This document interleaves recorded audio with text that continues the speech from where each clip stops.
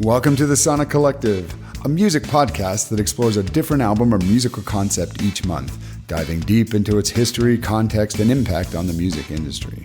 Join our host, Alan, Scott, and Darren Scott, that's way too many Scotts, as they share their thoughts, insights, and personal connections to the music, inviting you, the listener, to discover new perspectives and appreciation for some of the greatest albums and music of all time. Hello, everyone, and welcome back to the Sonic Collective. I'm Scott G, and as usual, I'm joined by my fellow collectivists, Scott C, Darren, and Alan. It was my month to pick the album we'd review, and lately, I'd been thinking about bands that have reinvented themselves for better or worse. So, I chose the Yeah Yeah Yeahs' It's Blitz, their third record released in 2009. It's the moment they traded the jagged garage riffs of Fever to Tell and the introspection of Show Your Bones for glittering synths and disco grooves. It was a bold pivot that could have gone wrong, but instead became one of the most celebrated alternative pops of the decade. Now, reinvention is always risky. Some bands nail it and others don't. I'm thinking of U2 and Metallica as perfect examples of how stylistic gambles can backfire, alienating fans and critics, and in both cases, me. That's why It's Blitz fascinates me. I think it's a case study in how to get it right. But before I dive into my reflections on the album, as usual, I want to throw it over to the rest of the guys for their thoughts, starting with Darren. Thank you, Mr. Scott. Yeah. Cool band. Actually, I was aware of them. Actually, the three of us, I'm talking about Scott Gregory, Alan Dupuis, and myself, we all worked for Shaw Communications back in the day, a big cable company since bought by Rogers here in Canada. But anyway, the first time I heard of them was actually a marketing manager, I think she was a manager at the time, put me on them. Colleen Lenner was her name. You probably remember her, guys. She was a fun girl, worked in marketing, but I remember she was all about the Yeah Yeah Yeah. She loved this band. And me being a music, just voracious, like consumer and absorber of all things music, I always like, oh, wow, if somebody really likes that, I should go check it out.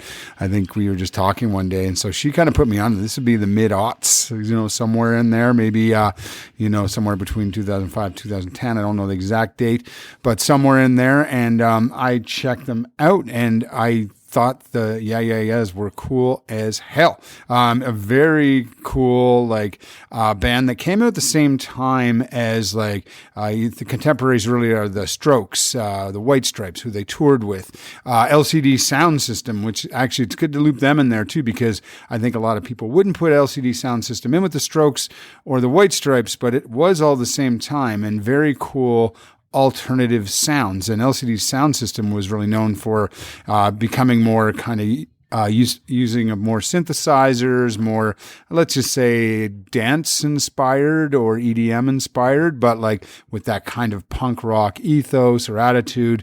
Very cool band as well. If you haven't heard of LCD Soundsystem, I mentioned them because I think the Yeah Yeah Yeahs developed and fit somewhere in between. I think they started as a very garage indie rock band. And first of all, it's Karen Oh, who was born in South Korea, but her mom is Korean, her dad was Polish-American, but moved back to the States.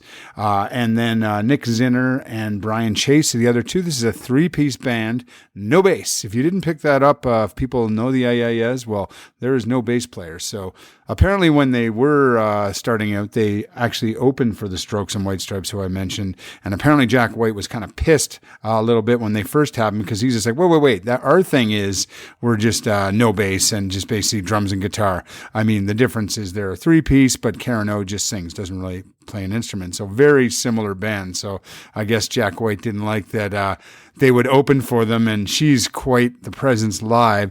And they didn't have it as well. So he was a little choked at that, but fit right in. I think they're friends now. I'm sure that was water under the bridge, as they say, but very interesting band. Again, they kind of merge this cool sound, and what they lack in the bass, really made up for with these other cool sounds. And now this album was really the start of it. Their first album was a little more raw, a little more punk.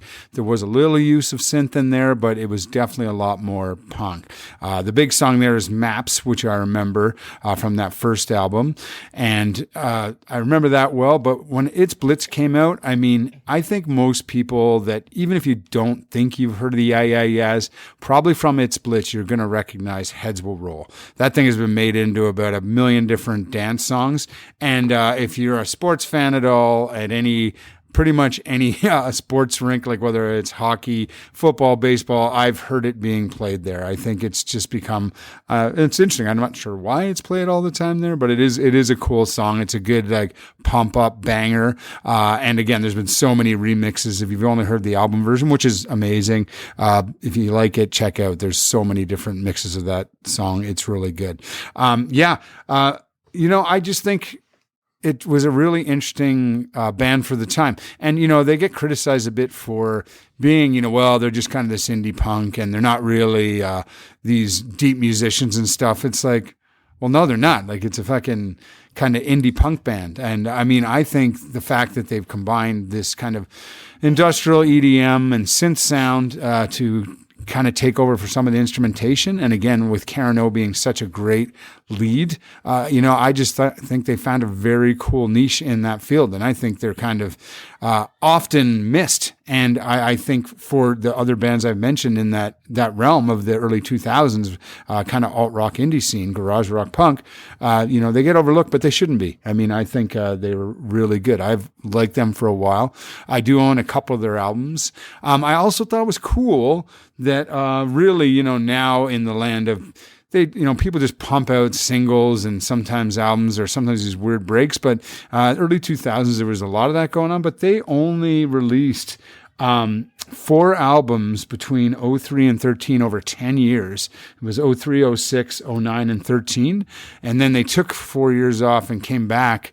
I guess she actually went on a sabbatical, had a baby, and she's been kind of quiet the last bit, but they've come back and had one in 2017 and recent, but they were really, I like the quality over quantity type thing, and they weren't just playing to try and get, hits. I think, they've made some, and there's at least a few bangers on every album that I've listened to them all. But it's cool. So you can actually take this band that's been around since, started in 2000, but first album 2003, and you can easily go through their, discography in an afternoon because it's not overly complicated, not overly saturated.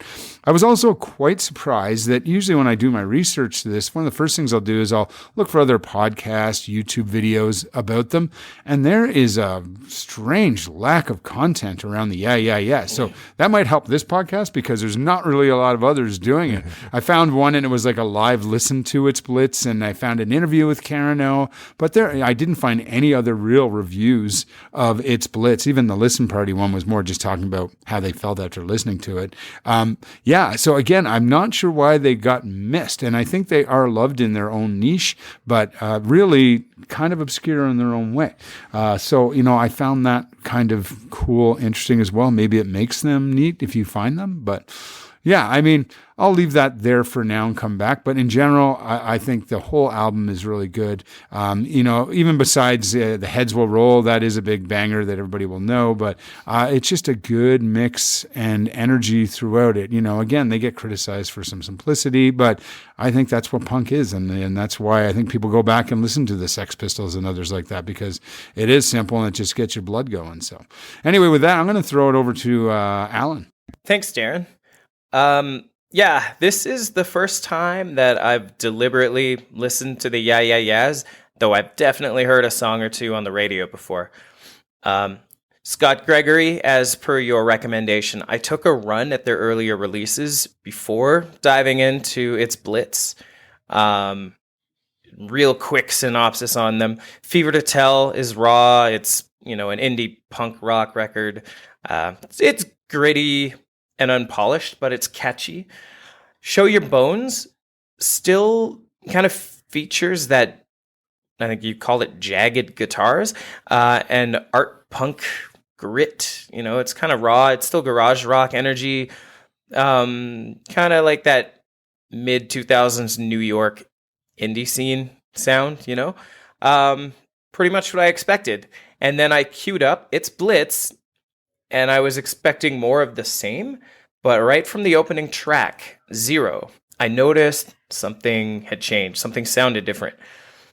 The rough guitar riffs have been kind of replaced, or at least offset, by this pulsing synth and dance floor beats. This is stepping boldly into a more polished era, I think, with this album. Less garage indie band vibes and more like synth pop and disco and whatever. Like, I don't know, dance floor territory.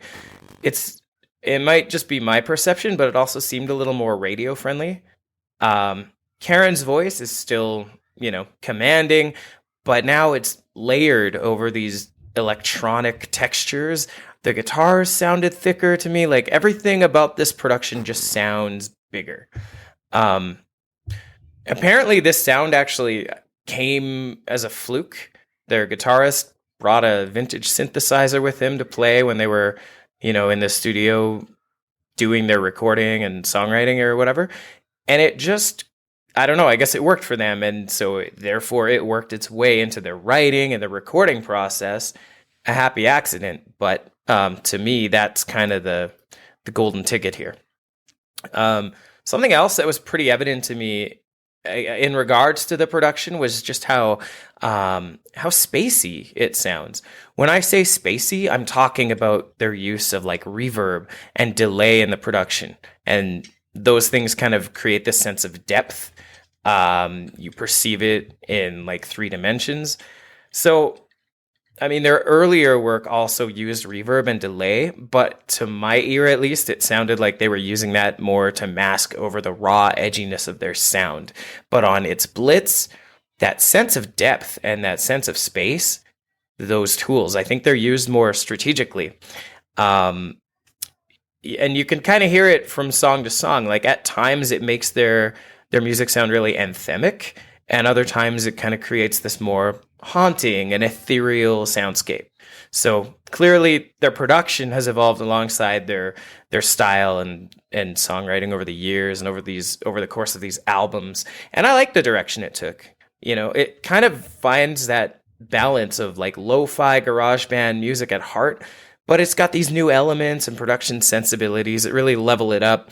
And as a big fan of synth music, I'm here for it. And also, not for nothing, but there were not any tracks that I found myself fighting the urge to hit skip on, which is usually a pretty good marker of a solid Sonic Collective album review for me. I looked at some quotes. Like you, Darren, I didn't see a lot of reviews out there, but there were some publications or tastemakers or whatever that had comments. And one that stood out to me was by DIY Magazine. They praised It's Blitz as being coherent yet varied. And I think I have to agree. The tones on their guitars and the synthesizer really ties each track to the next, even when those songs might take a completely different sort of emotional or vibe direction. I'll just quickly talk about standout tracks. Zero, I mentioned before, this starts off the album, and it starts out strong. It's energetic, it's anthemic, it's danceable, it's full of hooks. Definitely caught me by surprise the first time playing through the album, because I was really not expecting that. I was expecting another gritty sort of indie rock band garage sound, Heads Will Roll. I recall hearing this song a lot on X92.9, Calgary's alternative rock station, back when this album came out. It's poppy, it's catchy. One critic called it shimmering. I think that's pretty apt as well. Just a fun tune, and it kind of takes me back to a simpler time, back when I worked with 3 of you guys at Shaw, the good old days. And I think to this day, that is the Yeah Yeah Yeah's most popular song, Heads Will Roll. I feel like everybody knows that song. And the last song I kept going back to is called Runaway. It's a slower song, but it builds. Like there's this really great crescendo of energy that comes in sort of layer by layer. And then like the high point of the song, it's really haunting. And I think I used the word ethereal previously in my notes. Like, I don't know, something to it. And it goes back to the use of that depth in their production. So anyway, really interesting pick, Scott. I don't know that I would have given this band their due if you hadn't had selected it for review this month. And I think that's the strength of this sonic collective experiment we've got here. So I guess I'll give my final thoughts right before we score this thing. But for now, let me throw it over to Scott Coates. Yeah, thanks, Ellen. And it was great to listen to you and Darren first. And, I think as a product of where I live, maybe I don't dig deep enough in music. I had never heard any of their songs. So it's funny you say like, oh, if you've been to a sports stadium or listen to local radio, you'll know some of these tunes. Like I've never heard a Yeah Yeah Yeah song. And as I listened to the album, I confirmed I'd never heard one of their tracks. But for some reason, I was very familiar with the name of the band. And I don't know why. Never heard of them, going in completely blind. Darren, just off the bat, you mentioned LCD Soundsystem. I've heard a couple of their songs. I don't really know them. So I think I'm going to have to go down that rabbit hole at some point. You all mentioned Everyone Knows Heads Will Roll. Again, completely new to me. I also did what you said, Scott, and I listened to their first two albums, and it was neat. I think I listened to this album first, but then I did go back and listen to the first two, and it seems they made the early ones were hardier, punkier, and they made some sort of deliberate shift here from the first two to get a little poppier, right? This was a lot of fun. I think it's sophisticated synth pop. I'm not sure how to categorize it exactly because I'm not so sure I've heard another band that sounds like this band. Like I thought of Moby at times. Now I'm blanking out the other bands, but they brought together a lot of different bands. Zero obviously kicks it off at a real nice fast pace. Skeletons, real emotive. And you used a word there, anthemic, Alan, and you nailed it. I was trying to think a lot of these songs, I listened to them like I felt something. I felt goosebumps, or I felt excited and pumped, or I almost cried, literally, right? So anthemic, and I don't know if that's deliberate on their side to write their songs that way, but I found the whole album felt like any of these tracks could have been in a movie or could have been in a TV scene or a commercial. And in that sense, I mentioned Moby is his big breakout album. I think it was called Play. I think he licensed every single song. And just as I was listening to this, I'm like, man, I could see a Nissan car driving down the road, or I could see a couple breaking up, or just every song could be used for something. Shame and Fortune was a ton of fun. Little Shadows, man, a few times. I don't know why I wasn't listening to the lyrics closely. I'm bad at that, but that thing put tears in my eyes, almost tears in my eyes every time. I'd say overall, this is a complete album, a very rare thing. And I didn't until last night look back on the year. I think I listened to it about 6 times, which is quite a lot for me in one of these rotations. And I realized that I'd never listened to it in part. Somehow I'd always put it on and listen to the entire thing, start to finish. And I think it is kind of a reminder that the day of the complete full album is pretty much behind us. Seems most artists now trickle out singles throughout the year because it keeps them current, whereas this is truly a complete album, a very rare thing, and I feel like it is definitely better as a whole. I still can't quite put my finger on it, right? And exactly, again, what genre is it? Where does it fit in? But it was good, and I liked it, and I had fun with it. And again, I just felt there was a hell of a lot of depth to it, and they're doing quite unique things, kind of bringing and borrowing from a lot of bands. Darren, I think it was neat you mentioned all the other bands that were going on at the time. I had no idea they had no bass. Interesting, I didn't pick up on that either. But yeah, I still can't figure them out. Enjoyed it. Cool pick. Glad I finally experienced the Yeah Yeah Yeahs. Over to you, Scott G. Cool, thanks. It's really cool to hear all your guys' thoughts and experiences with it, right? And I think one of the things you guys said that I think is really meaningful is the part where, it feels like it was intentional, that what they were doing as they moved through the albums, it wasn't just, an accident. Although the synth coming might have been a nice surprise, right? But there was always this introspection and this growth kind of thing. It looks like, if you listen to these first three albums, it's like they were growing up in public, basically, right? And you could see the evolution of their music. That first album, Fever to Tell, it was garage punk chaos, right? It was great. The vocals were ferocious. They instantly became like punk heroes at the time. It was very well received. I think they were nominated for a Grammy on the first one, even. And fast forward to 2006 with Show Your Bones. Again, I think there was a Grammy nod in there as well, too. I think Spin named it their album of the year, even. But, even though those guitars were they were like sharp and they were in there, you could feel that they were becoming more melodic and introspective in what they were doing. It was less shock and more substance, right? And it was a real transitional record for them. And then here comes It's Blitz, right? And I think this is the reinvention that I've been thinking about for the last while, and a band that really did it well.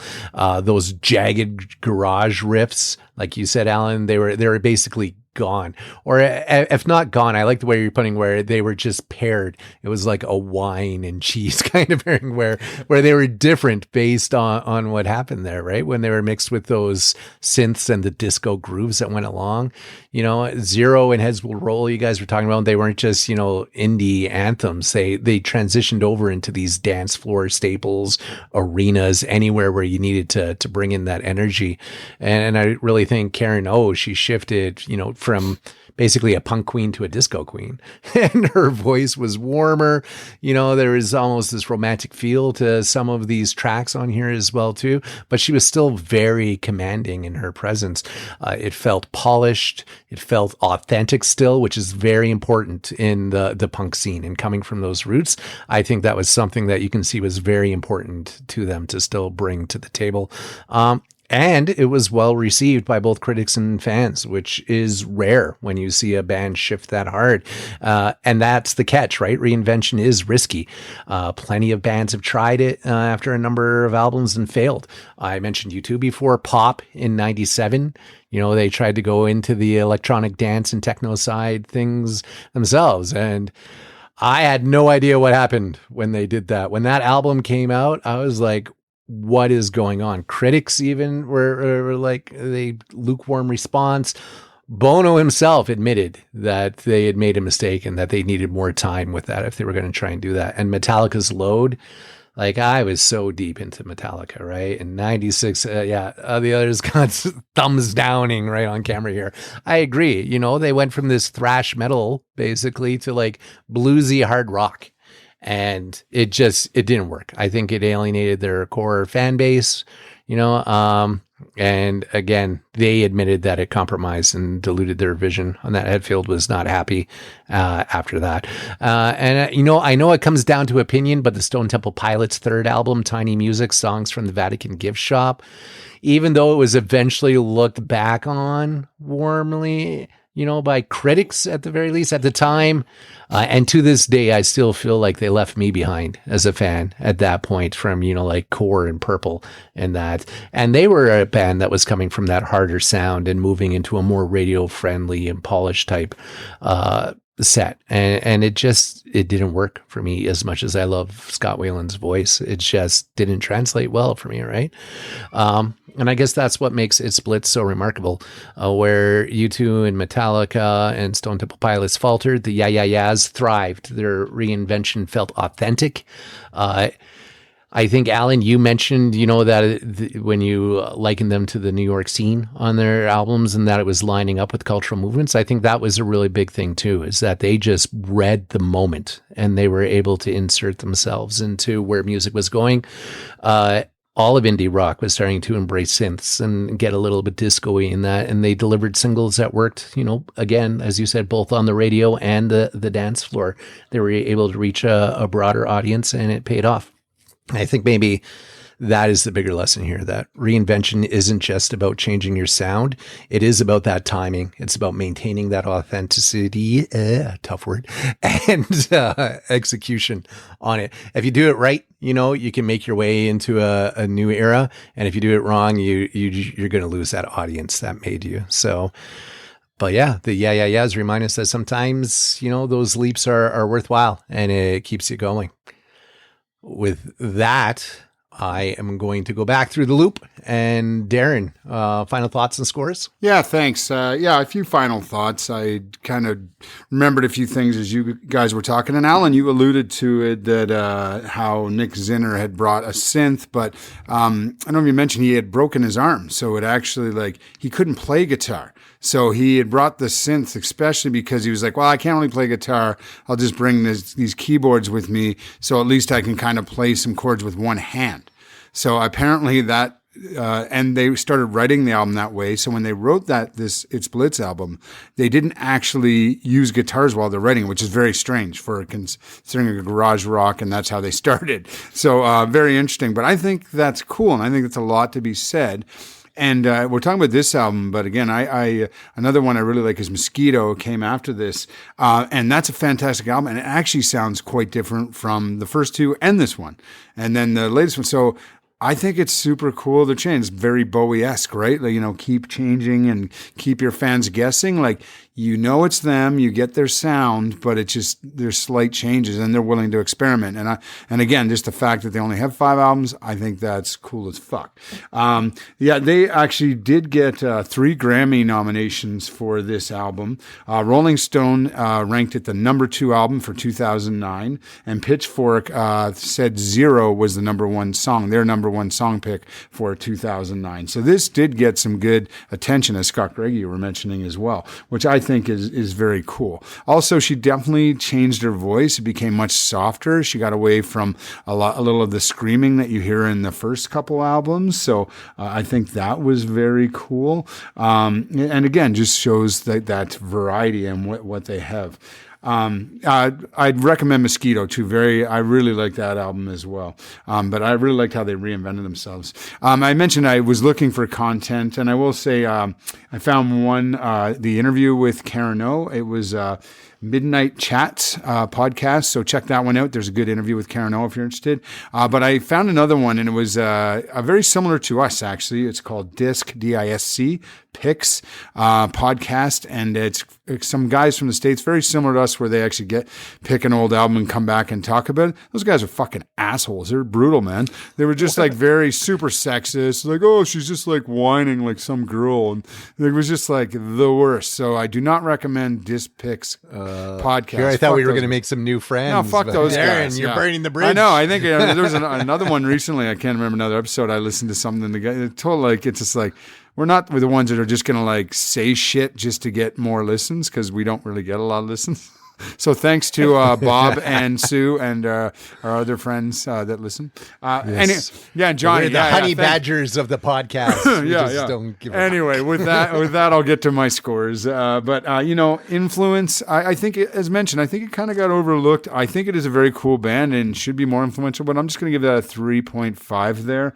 Recommend. I highly recommend this. If you're obviously, we're talking about that realm of kind of crossing electronic punk, indie. But I'm giving that a 4. I think it's definitely worth a listen. And I'm coming in overall at a 4 for this album. I think it's a great album in the alt-rock indie, and again, crossing into that electronica kind of stuff. So with that, I'll throw it over to Alan. Yeah, thanks, Darren. Yeah, to me, this album is leaps and bounds above their earlier work. I know music's subjective and stuff. Maybe that's just it is definitely my personal take, but I don't know. This album hit different for me. And I think I have a soft spot for music that is tough to put in a box from a genre perspective. So that might be biasing me in favor of this. But anyway, objectively, though, I think we can agree this is levels up on production value and songwriting. I wouldn't even call it an evolution. It's almost a reinvention, this album. compared to the previous ones, and they never lost their edge with this. They just kind of sharpened it in a different direction, if you will. It's radio friendly. It's well produced, danceable punk rock. And if you loved their raw beginnings, this might feel like a bit of a curveball, kind of like what Metallica did when they switched from thrash metal, and I think the Black Album sounded really different. Metallica's a band that's reinvented themselves quite a number of times. But anyway, yeah, just if this doesn't jive with you, but you're an OG fan, maybe sit with it, give it a few more listens, and it might be a trip worth taking. To be fair, I don't know how much I'll listen to the Yeah Yeah Yeahs going forward, but throughout the month, I really did enjoy spending time getting acquainted with the band, and I really enjoyed this album. So overall, I'm giving it a 3 out of 5. I think, actually, you know what? It's 3 out of 5 across the board. Influence is 3 out of 5. Recommend 3 out of 5 as well. It's just a solid, well-made album. If you like rock music and radio pop and stuff like that, there's probably something here for you. With that, let me throw it back over to Scott Coates. Thanks, Alan. I just want to call out 2 words again: anthemic, and also I don't think they're in the same realm as Bowie, but Bowie-esque. I mean, I kind of like that in reinvention. And as a side note, Alan Cross, the Canadian broadcaster, Ongoing History of New Music, lately has had a 3-part series, Why Bowie Matters. So that's worth listening to as well, which is really good. Just before the scores, these last 2 picks kind of reminded me why I enjoy this group so much. I mean, Liquid and Recoil, never heard of them, no idea, haven't gone back to listen to it, but totally new experience. And this one, again, knew the band's name, but didn't know why I know their name, never heard them. Apparently you guys living where you do, it was a big album in 2009. Kind of amazed that, one of the top songs, one of the top albums of that year. But look, I really enjoyed it. I think Influence, I had a 3, but as I heard Darren mention LCD and Mosquito, I think I'm going to bump it up to a 3.5, because I think I'm going to go back and I'm going to listen to their 4th and 5th albums now. I think I'm going to go listen to a whole LCD Soundsystem album and maybe kind of do a little investigation as to bands to connect to this band and discover some new stuff. So 3.5. Recommend, I'll give it a 4. Just because everything we've talked about here, the time period, what all the other bands were doing around then or that time, and how they really seem to have landed. And I'll give it a 4 overall. Again, not sure how many times I'll listen to it, but if I'm just looking for hey, what's that album I want to throw on in the background while I do something, I could see this being it, and I really appreciated how it is a complete, solid package. So, had a good, fun listen. Over to you, Scott G. Thanks. And I obviously really enjoyed this album as well, too. As far as a recommend, I'm going to give it a 4 because I didn't go into individual tracks before, but from a purely listening perspective, I just really love this album too, right? Like Zero and Heads Will Roll are straight dance floor machines. They're soulful, introspective fare, like Skeletons. Alan, you mentioned Runaway. I really like that one too, and a little shallow, but Dull Life shows they still know their way around, like loud guitar infused bangers, right? There's a little bit of everything here, and it made them wonderful before, and when layered with this new groove, I really like it as well too. Highly recommend this, especially I've been trying to think like you guys, like other bands. And I think I keep coming back to someone like, say, Florence and the Machine, but this is more disco-y than her. But when you just think about this really bombastic, in-your-face, female-fronted, machine of a listening experience, that's what comes to mind. And that sits in my pocket, right? So Influence, Darren's right there, they change again as they go forward in time on their albums. And I think it's worth going and listening to them as they progress and then going sideways and outwards inside of that time frame as well too. Especially I like pop punk, I'm not like the really hard punk. And so I grew into the yeah, yeah, yeahs. And I think really sitting with this has influenced me to go forward in time on them as well, too. So recommend 4, influence 3.5 for me. And because I'm the one who's going to have to add up the scores, I'm going to round up to 4 for an overall on this as well, too. And with that, this episode is in the can.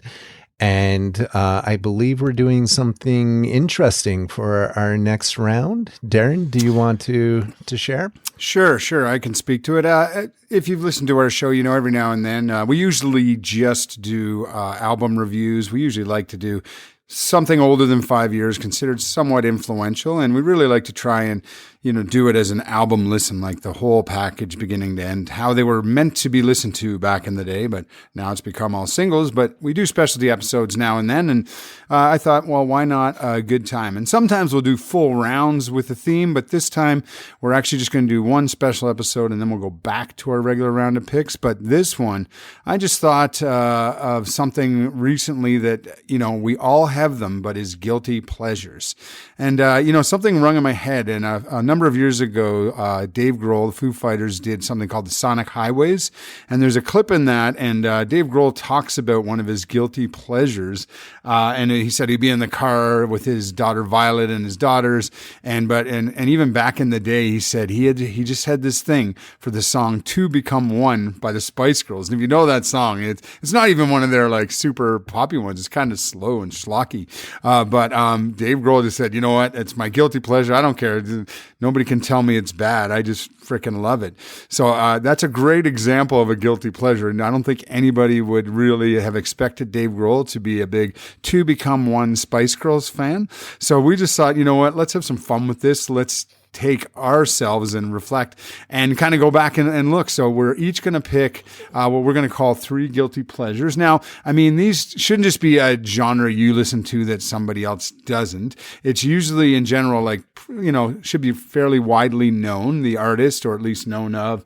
And that is considered in general, maybe either, just cheesy, or maybe just too bubblegum poppy, or just something that was generally panned by the public and critics as just, not good music. I mean, I think we're all going to have some from our youth, but I've challenged the guys too, like, try not to just pick some. I mean, I'm one of the older guys. I mean, I was there in the 80s, and there's like so much 80s shit I love. There's definitely going to be one in there for myself, but I'm going to try and, have something maybe older and then something newer that I like as well. But yeah, it's just these guilty pleasures. So we're going to have some fun with it. We invite you to think about what your guilty pleasures are. We're going to share with ourselves, but then you're not going to know what ours are until you come back next month for the episode. So that's going to be the beginning of January to kick off 2026. That'll be our first episode to launch that new year, and it'll just be a fun one to listen to. And hey, we all have them, but I don't know what yours are, but some of mine are pretty shitty, man. I listen to a lot of music that other people would consider bad. Yeah. Well, any closing thoughts there, guys? Rico, suave. We could do a part 2 with singles. I think singles could be quite fun, because I was thinking more like there's some songs, right? Like Nothing But a Good Time by Poison. Man, if I'm feeling like frustrated with work, I hate to say it, I play it a couple times a week. Right before a meeting, I'll just crank it, and it's so cheesy. But if you want to do that, I don't box it. I mean, it's like it could be singles, or it could be general artist, or it could be a particular album. It doesn't really matter. Just whatever. Yeah. So. I think general artists are an album. Are we going to reveal them, or maybe we should? No. Let's. No, we're not going to do it here. You got to come back and listen. We'll share them. So we're not sharing them with each other though, privately. No, we will. We'll share. With each just other. not today. Okay. Yeah. Okay. Cool. All right. All right. Sweet. Well, thank you, everyone, for tuning in. As always, we have a small audience, but it's a rabidly loyal one. So thank you, and tell your friends. Maybe we can have a rabidly large audience. This is our last episode of the year. As always, it's a pleasure, gentlemen. I'm looking forward to many more years together, and I'm looking forward to January. Until then, this is Scott G, Scott C, Darren, and Alan signing off for the Sonic Collective. Take care. Hey, thanks for joining us on the Sonic Collective, where we've explored the music, the history, and the impact of some of the greatest albums of all time. We hope you've enjoyed our discussions and gained new insights and appreciation for the music you and we love. Join us next month for another exciting album, and until then, keep listening to great music.